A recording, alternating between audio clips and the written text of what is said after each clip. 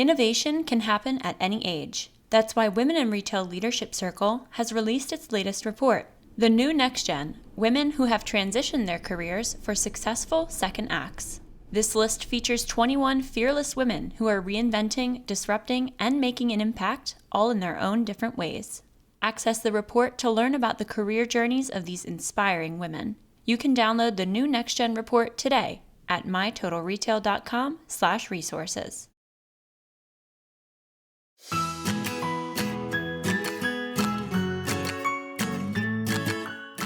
Hello and welcome to Women in Retail Talks. I'm Ashley Chiradio, Senior Content Strategist at the Women in Retail Leadership Circle, and today I'm joined by Lisa Erickson, Senior Director of Customer Relationship Management and Loyalty for Sleep Number.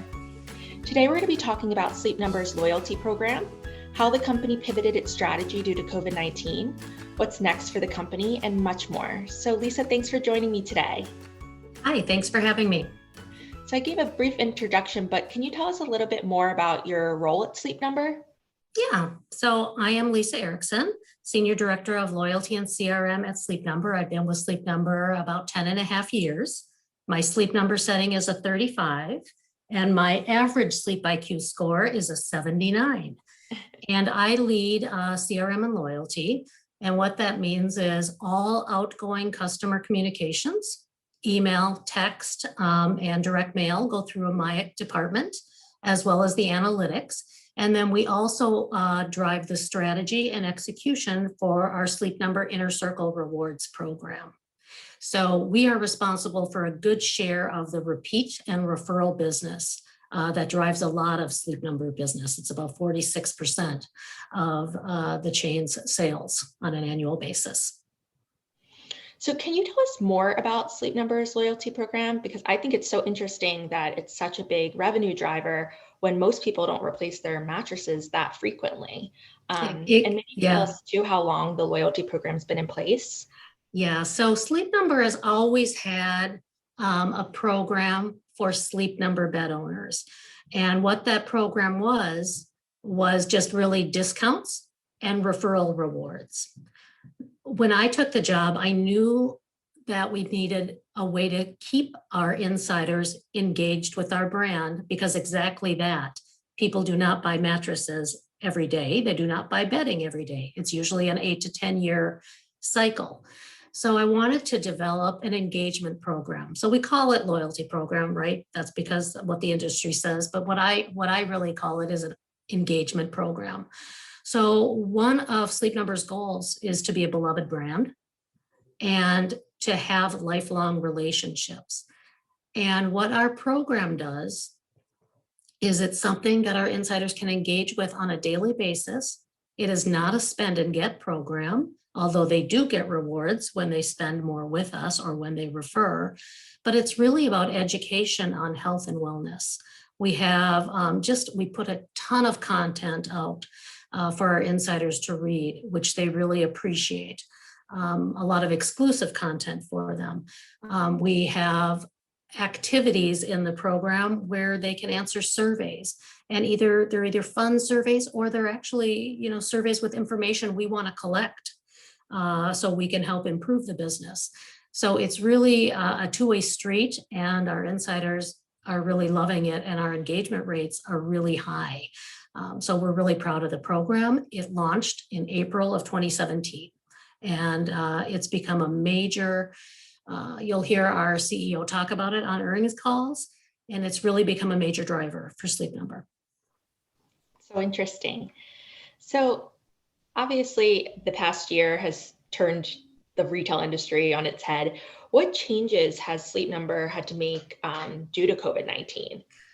So, it's crazy that it's been a year already, but when COVID hit, our company really pulled together. And, think about our product, which is a high-end product, and you really need to go into the stores to experience it.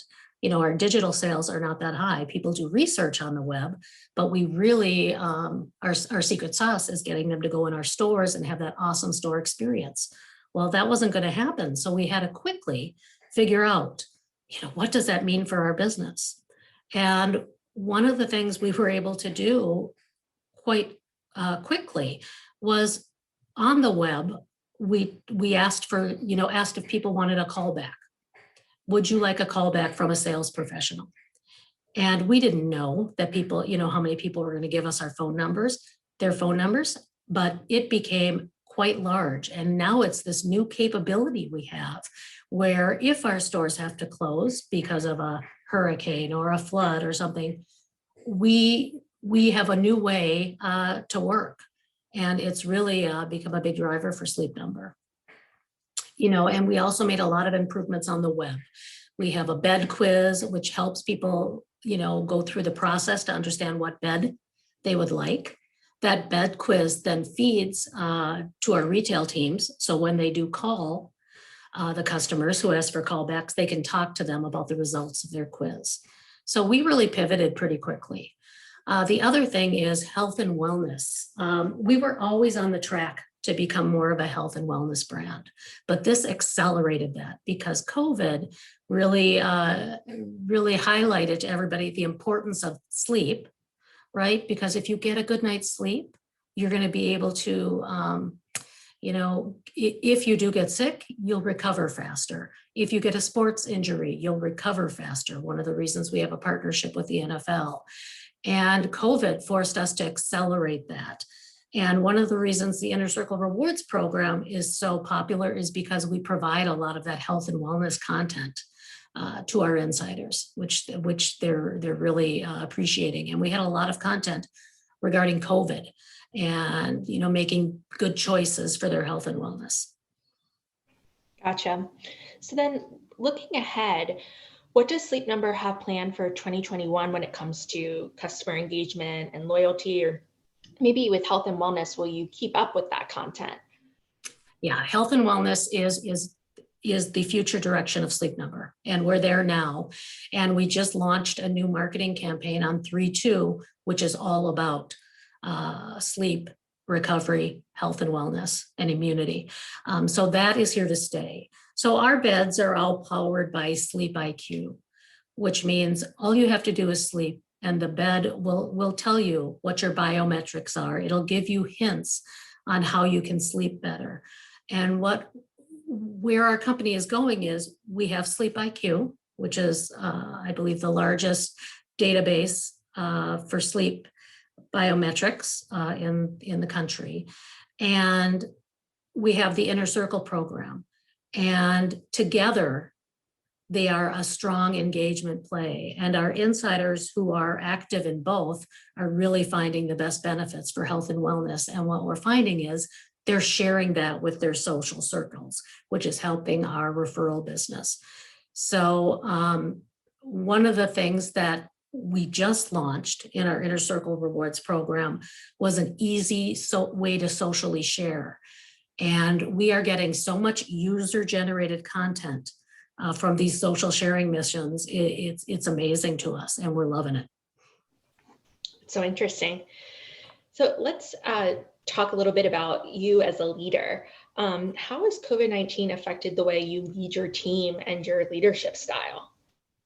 So, empathy has always been one of my strong strengths, and it's really come out during COVID. I have a team that not everybody lives in Minneapolis, so I was used to having a few remote people. I also had a team where a number of people had like an hour and a half commute. So we always did a work for your day, and we were always set up to work from home. So for my team, it's seemed pretty seamless, this transition to working from home, which has been great, because we had already been doing it. We had been set up with the technology. But the team has missed, of course, all of the interactions together. We have, as a leader, I've tried to do some fun things, like in our team meetings. We'll do something fun to start the meeting out. Just more of a getting to know you or getting to know the people you're working with, just some fun activities. For the company or for marketing, I led what we called the fun committee. And we would do, not a lot because it gets to be overkill, but we would do some fun activities for an hour or 2 hours with the entire marketing team. And those went over really well. For my team, we had the George Floyd murder in Minneapolis. The trial is just going on right now. I had some team members who were living where all the riots were happening. So for me, it was really about treating each of my team members how they needed to be treated based on their circumstances. Yeah, and what you mentioned about it's hard not seeing, I think that's one of the hardest parts of this is not seeing your coworkers, not being able to connect. Yeah, and we actually hired somebody during COVID, that we only interviewed on Skype or on Teams. And so one of the things I did was over the holidays, I had holiday gifts for each of them, and I actually brought them to everybody's house. And we had a little personal interaction outside. Luckily, it wasn't really cold when I did it. So I got to meet her, and we just seeing everybody made a huge difference. Oh, that's so sweet. That's such a nice touch. So at Women in Retail, we really value mentorship.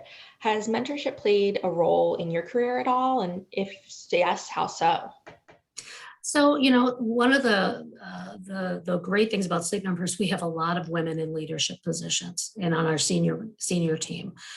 Shelley Eibach is our CEO, and we have a number of other women, like I said, as senior leaders. And for me, there haven't been any formal mentorships, but I've got a lot of relationships with women at higher levels and also, peers.